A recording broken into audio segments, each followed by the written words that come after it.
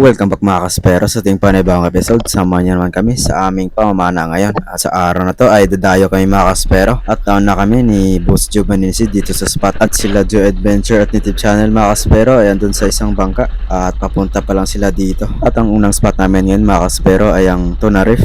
Try natin yung decoy na hiniram natin kay Buhay Isla kung meron bang tangigin na lalapit dito.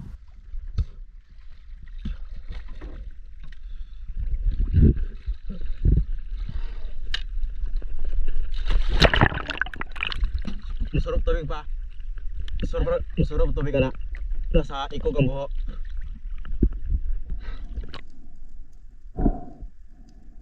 Sobrang linaw sana ng visibility dito sa spot mga kaspero kaya lang walang agos. At dito ay nakita tayong tangigi sa malayo mga kaspero kaya ang ginawa ko ay hinabol ko ito pero ayaw naman bumalik kaya hinayaan na lang natin at huwag pilitin ang ayaw mga kaspero.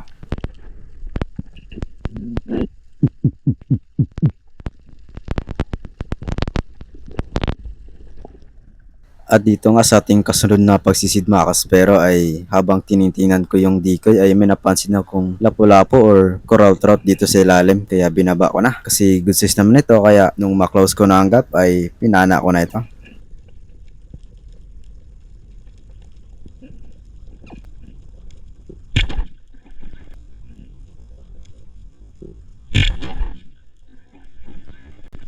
Sa pool mga kaspero at ganda ng patama natin kaya secure ng isdang to at ito yung naging unang huli natin sa araw na to, isang coral trout or suno.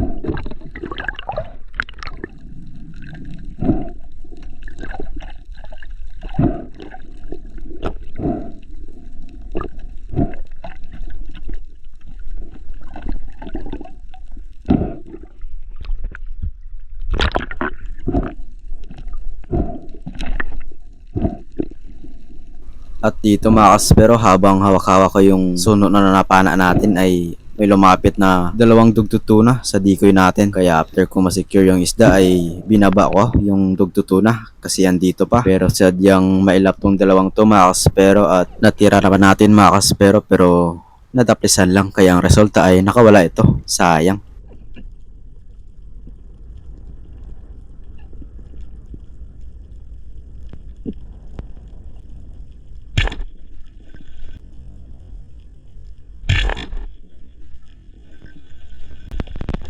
Good size na sana ang dalawang yun mga kaspero pero hindi para sa atin kaya move on tayo at maghanap ng panibagong target.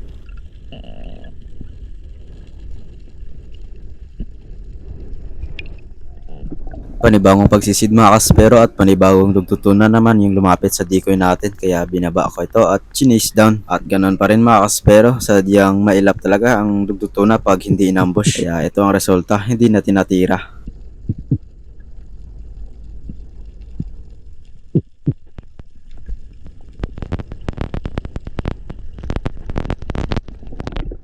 At sa ilang minutong pag-antay natin dito sa itaas mga kaspero ay dalawang talakitok na naman yung lumapit sa decoy natin mga kaspero at maamo pa nga ang dalawang to kaya sure talaga na mapapana natin to kaya pili lang tayo ng medyo malaki.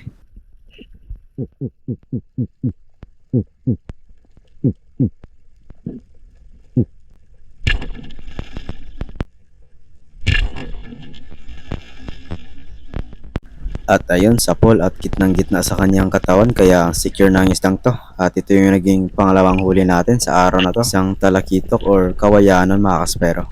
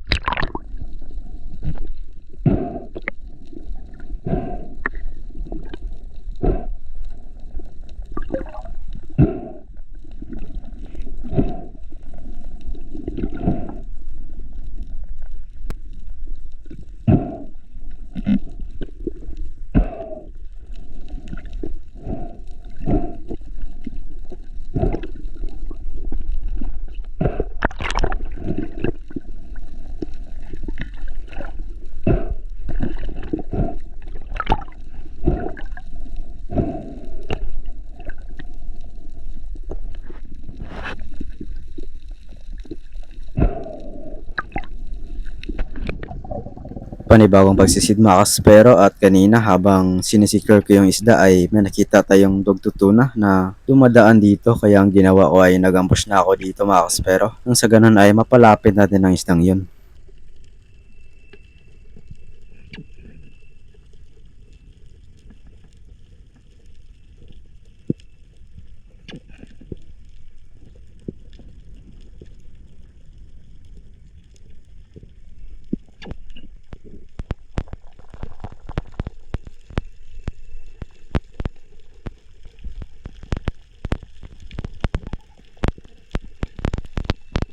...20 to 21 meters nga pala ang lalim ng ating dinadapaan ngayon mga kaspero, at ito may lumapit na isang malagono or jobfish, pero hindi yan ang target natin, at nung pagdapa ko nga dito ay sakto papalapit na sa atin ang target natin na isang dugtutuna, at nung maklose ko ng gap ay pinana ko na ito.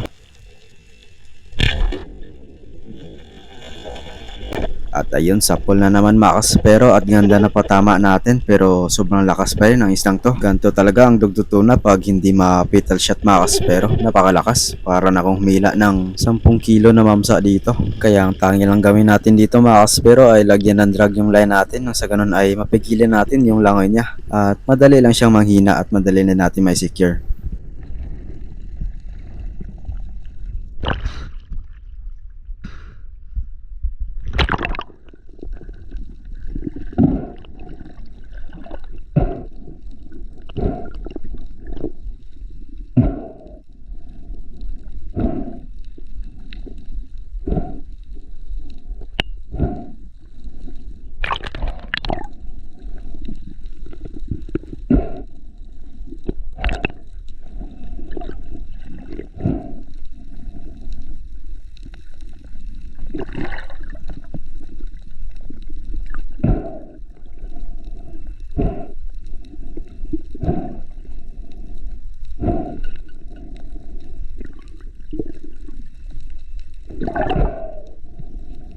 At finally mga kaspero ay secure ng ating pangatlong huli sa araw na to na isang dugtutuna, at sakto may pangulam na kami mamaya.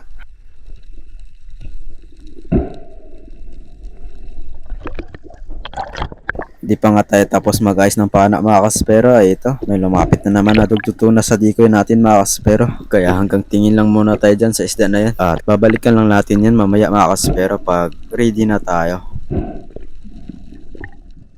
Panibagong pagsisid mga kaspero, at after kong masecure yung isda ay nag-dive na ako dito para magsagawa ng pag-ambush at antayin yung dugtutuna na lumapit sa atin.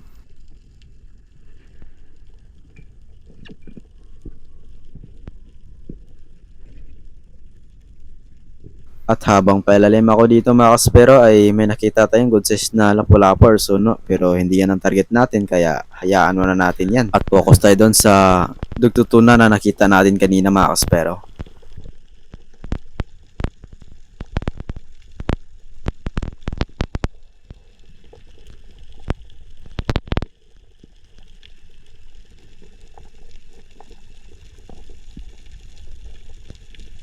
At habang nag-antay tayo dito sa ilalim mga kaspero ay andito pa rin yung malagono na nakita natin kanina. At naisipan ko dito mga kaspero, kapag hindi napakita yung dugtutuna na target natin ay pipili lang ako yung malagono ba or itong suno na nasa harapan lang natin.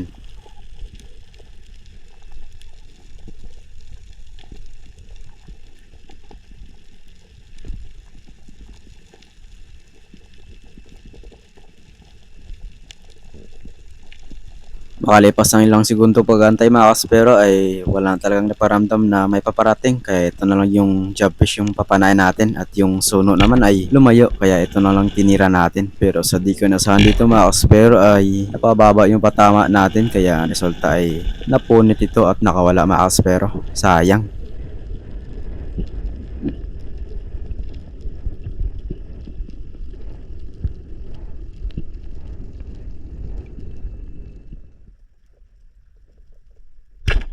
Sobrang lapit na sana ng dugtutuna mga kaspero, pero sadyang minalas tayo at hindi natin tinamaan. Sayang na naman.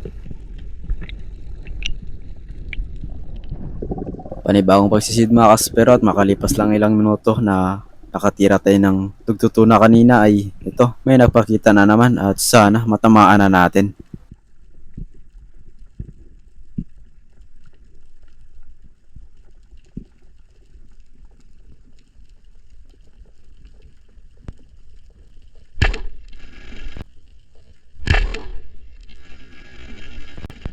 Ganda sana ng lapit ng isda mga kaspero at tinamaan naman natin. Kaya nga lang mga kaspero ay nadaplisan lang ito. Kaya ang resulta ay nakawala na naman. Sayang. Dami ko talagang sayang sa araw na mga kaspero. At ganyan talaga pag hindi para sa iyo ang isda.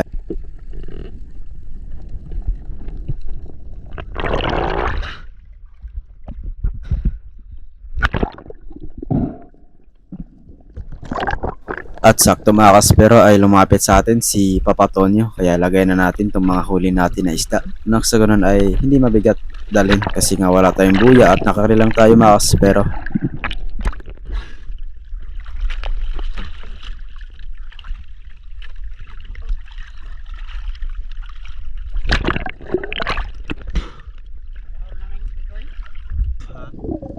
Panibagong pagsisid mga kaspero at agaran ako bumaba dito dahil may nakita tayong mga grupo ng talakitok or kawayanon kaya inantay ko lang na lumapit sa atin at nagfish ko na rin ako mga kaspero na sa ganun ay mapalapit natin sila kaya sa to pili lang tayo ng medyo malaki at may kasama pala ito mga kaspero na mamsa or GT pero mas malaki itong kawayanon mga kaspero kaya ito lang yung tinira natin.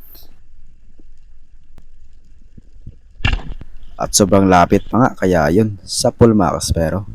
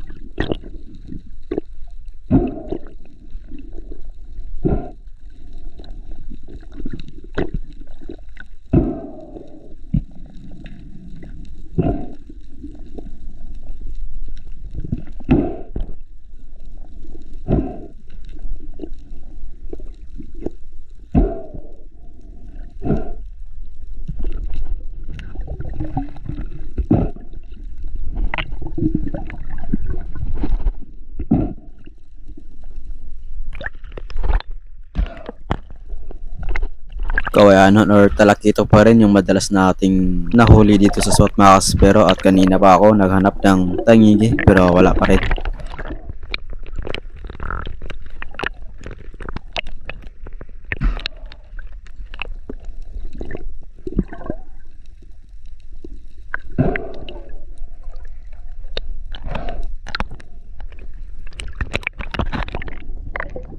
At finally mga kaspero ay may nakita rin tayo na tangigi. Kaya nabuhayan ako ng loob dito mga kaspero at akala ko nga dito ay mapana ko itong tangigi na to. Pero nung pagbaba ko ay napansin ko yung galaw niya na medyo may lapang isdang to.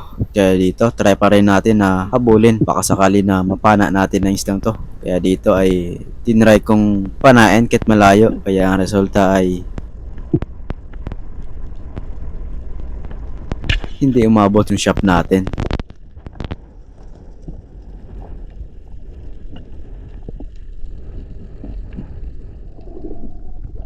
Ilang minuto lang makalipas mga kaspero ay ito, may papalapit na isang tangigi sa digger natin kaya garang kong chinis down ito at medyo malaki pa nga kaya dapat ganda yung patama natin dito at nung maklose ko na ang gap ay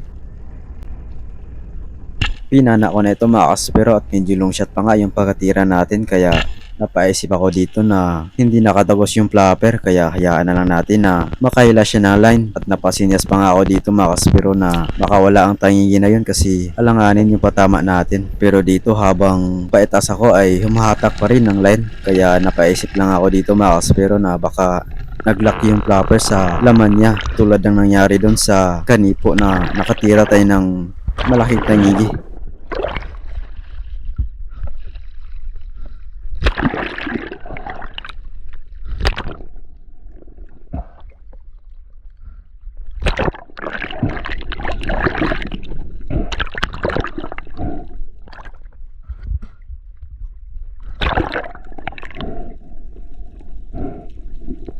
At dito nga mga kaspero ay lumuwag na yung line natin at akala ko nga nakawala ito. Pero nung paghila ko mga kaspero ay may naramdaman ako na mabigat kaya napaisip ako na andun pa yung tangigi. Kaya hinila ko na lang ito mga kaspero hanggang sa makita natin yung tangigi.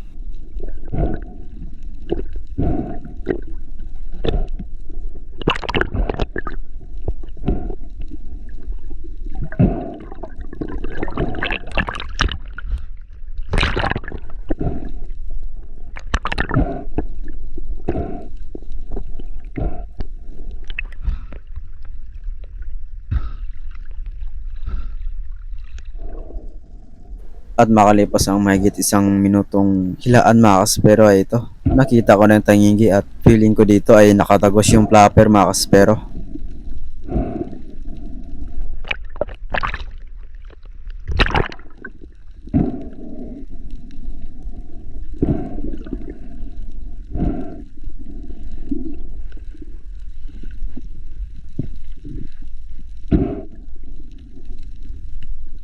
At nung hawakan ko na yung isda mga kaspero ay tininan ko yung patama ko. At ayun, nakatagos pala mga kaspero doon sa kanyang belly or tiyan. At napakalaki ng sugat mga kaspero dahil napirsa natin. At buti na lang ay nakatagos yung flapper natin mga kaspero. Kundi ay nakawala na ito. At ito pala yung first king mac natin sa araw na ito mga kaspero.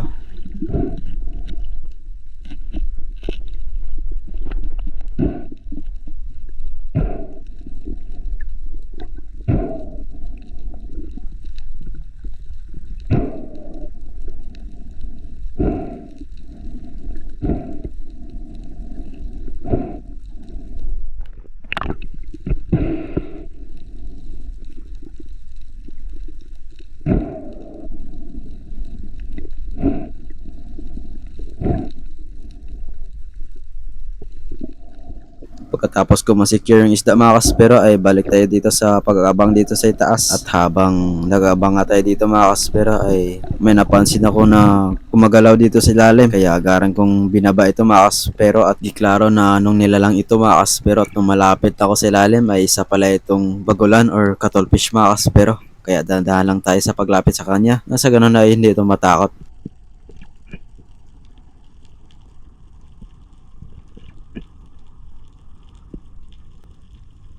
At nung malapit ako sa kanya mga kaspero at nung ko ng gap ay ayun, pinana ko na. Parang bato lang kong titingnan mga kaspero at buti na lang matalas yung pagtingin natin kaya kita pa rin kahit nasa itaas na tayo.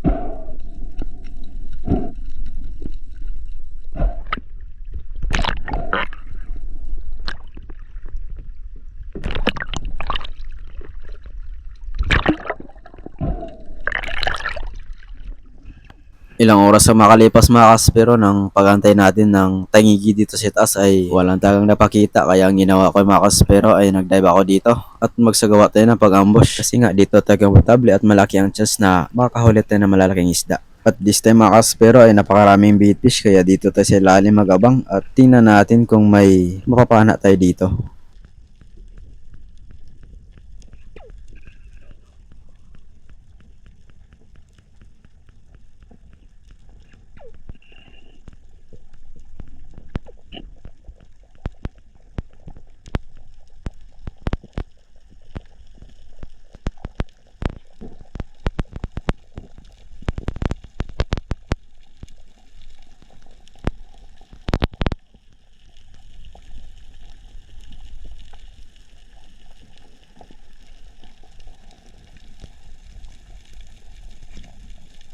Biglang nabulabog yung baitfish mga kaspero at nung pagtingin ko sa unahan, ay ayun, may isang tangigi na papalapit sa decoy natin kaya sinalobong ko na. At akala ko nga dito mga kaspero ay hindi ko matamaan yung isda kasi sobrang silaw ng araw at buti na lang natamaan pa natin at sintido pa sa kanyang belly or tiyan mga kaspero tapos dun sa kanyang likurang bahagi.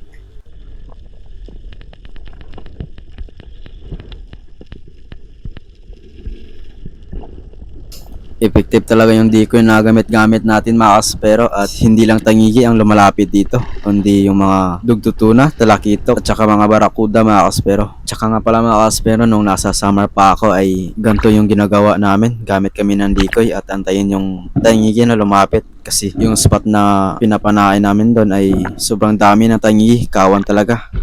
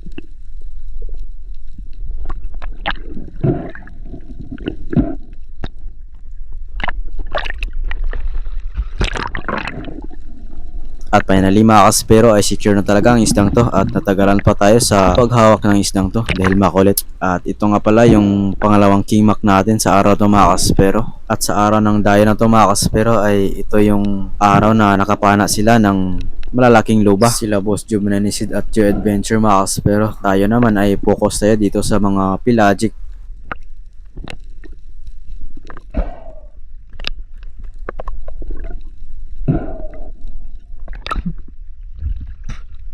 Diri ang igo na.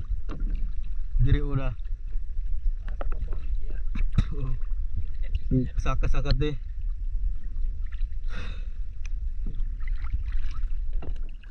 At pagkatapos kung maibigay kay Papa Tonyo yung huli natin na tangigi mga kaspero ay nag-last dive na ako dito dahil palubog na yung araw at nagbakasakali pa rin tayo na makapana ulit ng isda. At same spot pa rin mga kaspero kung saan natin napana yung tangigi kanina ay doon pa rin tayo magsigawa ng pag-ambush.